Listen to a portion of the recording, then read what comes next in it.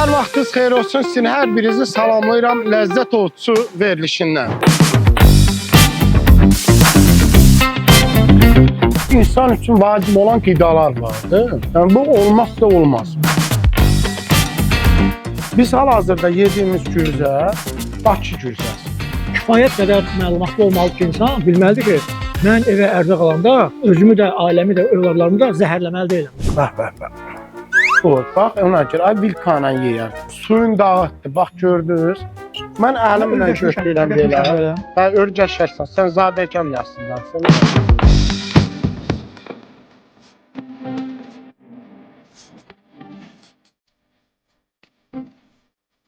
Bu verilişdə bütün suallara cavab verəcək. Mənə gəlir ki, hər kəs bizdən məmnun qalacaq. Buna görə də biz Biznes TV-də sizinlə olacaq. Bizi izləyin, maraqlı söhbətlərimizə həm şahid olun, həm də həyatınıza rəng qatın.